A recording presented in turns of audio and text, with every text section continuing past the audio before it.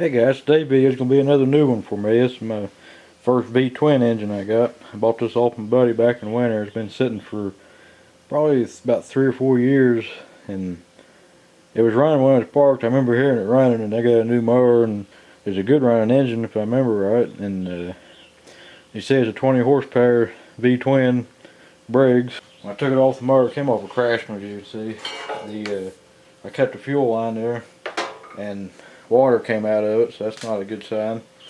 But hopefully it was just in that line coming to the fuel pump and not going into the carburetor.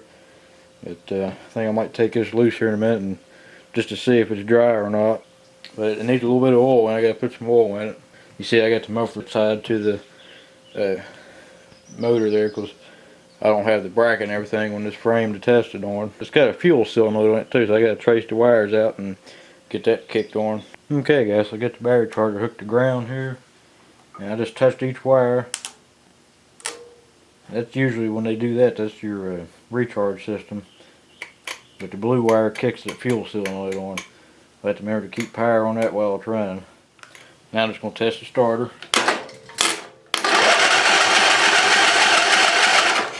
Alright guys, what I'm going to do here, I'm going to pour a little bit of gas down in the carburetor here and crank it over just to see if I can get it to hit a little bit. That's usually a good idea to check it just to make sure that it will run before you go tearing everything apart and you might have a valve stuck or something else. This is usually a good idea just to test that.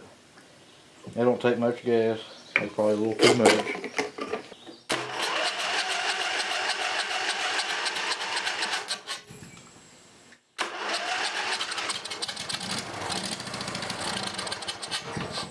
See all that dirt coming out? It must be a mouse nest or something down there on top of the cooling fins there.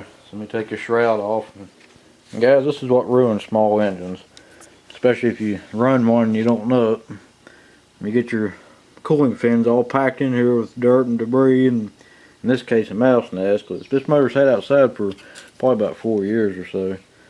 You can see it's packed solid. So it's a good thing I took it off, because if I tried to run it for more than a couple minutes, it would have burned up, because this is what cools it.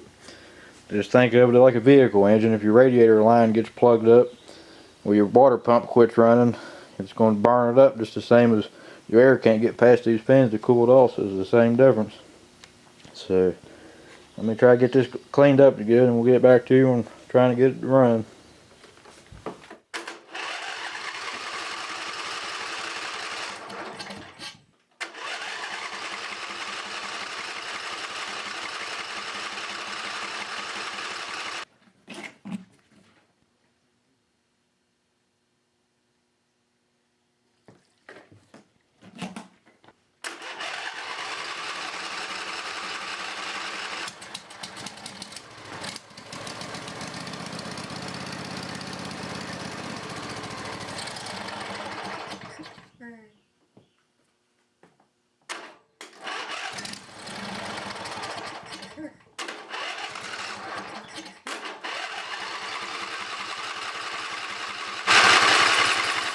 Okay guys, I got it running a little bit on its own, but the carburetor's going to need cleaned, and that's what I'm getting ready to take off. You got the 2 bolts here on the flange, one there and another one here on both sides, and it should come off. Everything will stay together on it. You just have a throttle linkage here. It's hooked in right here.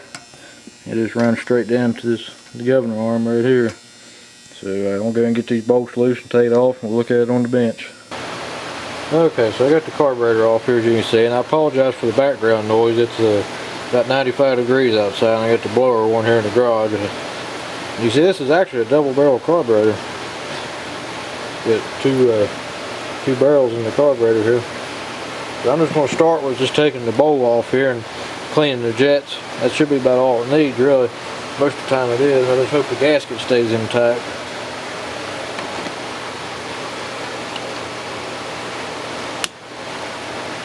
This is the first time I took one of this type apart before too, so we're both learning on this.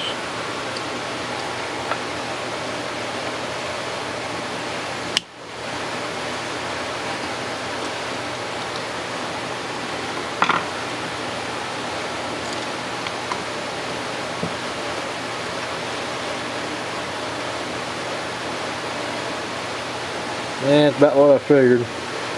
Pretty dirty. There ain't a gasket anyway, it's just an O-ring here, so I can reuse that. As long as I keep carburetor cleaner away from it. You don't want any carburetor cleaner to get to that rubber like that. It'll swell them like crazy and run them.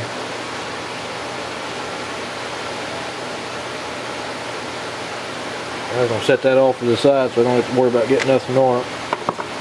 And I'm going to probably take this off and clean this out real good off camera. And I can just barely see the jets in there, so I'm going to try to get that cleaned out as good as I can. And this piece actually comes off here. Let's take the float off real quick and look at it. The float's about like any other Briggs carburetor.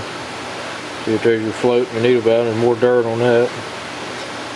But this actually comes off, so I'm going to take these two screws out.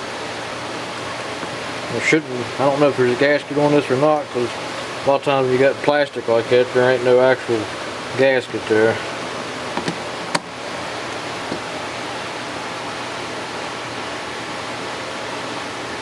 This piece is actually clean. You can see all the way through it.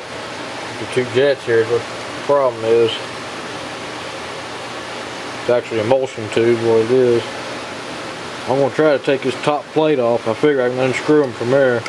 Like I said, I'm not familiar with this type of carburetor, so you got to bear with me. This should be all you have to do, is take the bowl off and take this plate off. You should be able to get to everything in the carburetor. Let's hope this gasket stays intact.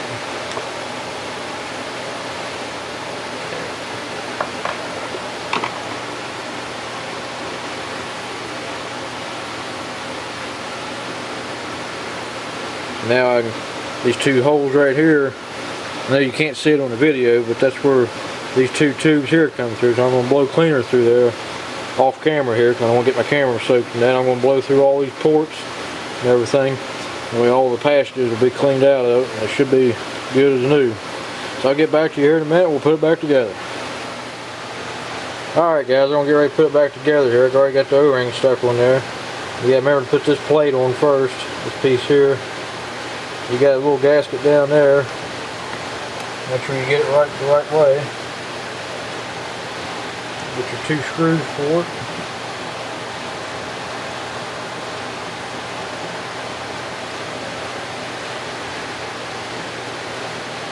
You just barely got to snug it since it's just plastic anyway. It's pretty snug. Now you're ready to put the float back in. If the needle valve falls out, it just slides into this here. Make sure your pin is nice and clean. Now your float plate.